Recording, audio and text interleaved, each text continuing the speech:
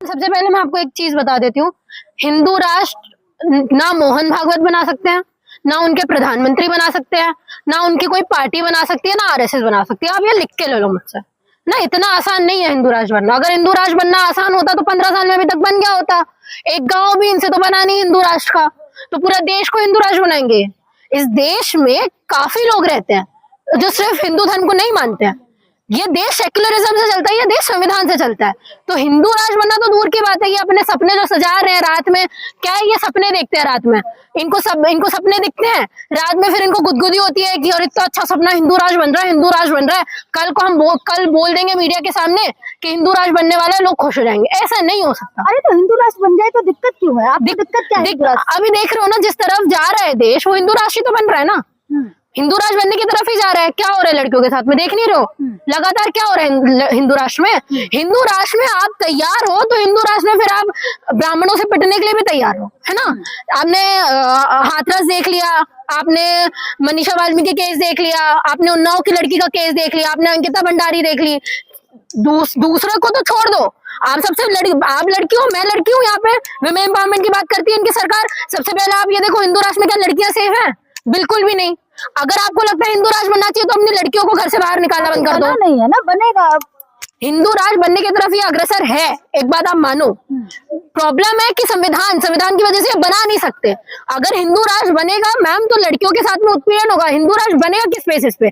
कौन किसी चीज को तो ये लगाएंगे ना, जैसे बरगला रही है आप ऐसा बोल के, जनता को बरगला रही है। जनता होशियार है। जनता को इन लोगों के जो मियां मिट्टू बन के आ जाते हैं ना बताने के लिए, 2 मिनट बोलने के लिए हिंदू राष्ट्र बन जाएगा, जनता इतनी बेवकूफ नहीं है मैम। और अगर इस देश में हिंदू राष्ट्र बनेगा तो मनुस्मृति लागू होगी। मनुस्मृति लागू होगी तो आपसे भी नहीं छुपाए, ना मुझसे छुपाए, ना लोगों से छुपाए कि मनुस्मृति लागू हो जाएगी तो लड़कियों के साथ में क्या व्यवहार होगा। इन्हीं की मनुस्मृति ये बोलती है ना कि एक लड़की को पहले अपने पिता के अधीन रहना होता है, फिर अपने पति के अधीन रहना होता है, फिर अपने बेटे के अधीन रहना होता है। क्यों रहेगी किसी भी मर्द के अधीन, क्यों एक औरत रहेगी? 21st सेंचुरी में we have all the rights कि हम लोग इंडिपेंडेंट हैं, हम अपना कमा सकते हैं, फाइनेंशियली सोशली स्टेबल हो सकते हैं, हमको इनके लोगों की जरूरत नहीं है। पहली बात।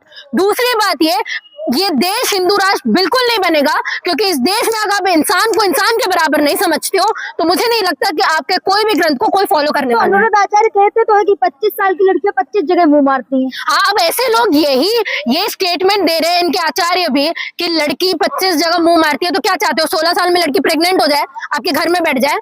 हाँ, आप बताइए, अपनी लड़की करवाएंगे शादी? है करवा दे अपनी लड़की, इनकी तो शादी भी हो गई है। अगर लड़की होगी तो 16 साल की उम्र में तुम शादी करवाओ। आप चाहते हो भाई, फीता तुम काटो ना, बाद में हम करेंगे ना तुम्हारे साथ साथ, पहले शुरुआत तुम करो। पहले इनके आचार्यों से शुरुआत करनी चाहिए।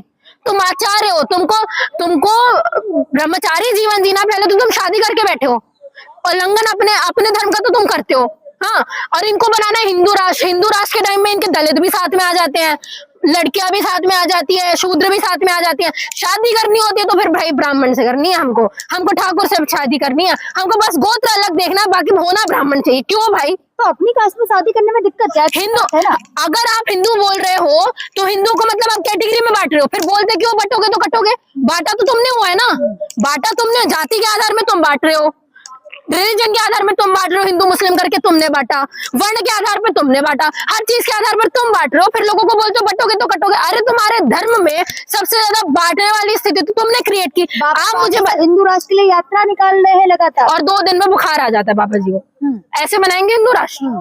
ऐसे बनाएंगे? आपके भगवान कोई काम नहीं कर रहे, मुझे ऐसा लग रहा है भाई। अगर भगवान, अरे हाँ, डायरेक्ट टेलीफोन नंबर है ना। कमाल की बात यह है कि इतनी ज्यादा टेक्नोलॉजी आ गई तो कम से कम नंबर मिल गया। उसके पहले क्या करते थे? उसके पहले क्या करते थे? पर्ची। हाँ, FB के ID से पर्ची निकाला जाती है इनकी।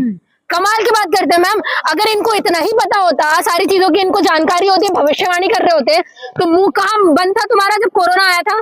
अरे खोलना चाहिए था ना, तो कुछ बताएंगे ना। अर्जी तो जाना चाहिए ना हमारे लोग, हमारे प्रधानमंत्री। फिर तो आपके प्रधानमंत्री तो बड़े मूर्ख है, जब पता चल रहा है यहाँ से हमें जो भविष्य देखने को मिल रहा है। मानित पद पर है, पद की गरिमा रखें। बिल्कुल, मैं बिल्कुल पद की गरिमा रख रही हूँ, पर जो पद में बैठा है वो इंसान भी तो मूर्खतापूर्ण हरकत कर रहा है ना मैम। जब आपको पता है कि मेरा देश सुरक्षित नहीं है, मेरे देश में ट्रम्प इतनी बार बोल चुका है हम लोगों को कि मैं हमला कर दूंगा, मैं ये कर दूंगा अगर आप मुझसे ऑयल नहीं लेते हो, रशिया से लेते हो, तो आपके प्रधानमंत्री को जाना चाहिए वहां पे बागेश्वर बाबा के सामने कि अब क्या होने वाला है। सर मैं पूछ लूं आपसे कि क्या होगा तो आप मुझे बता दो। बाबा बागेश्वर छोटे भाई है ना मोदी जी के। तो जाना चाहिए ना अपने भाई के साथ, पूछना तो चाहिए, वही तो मैं आपसे कह रही हूँ।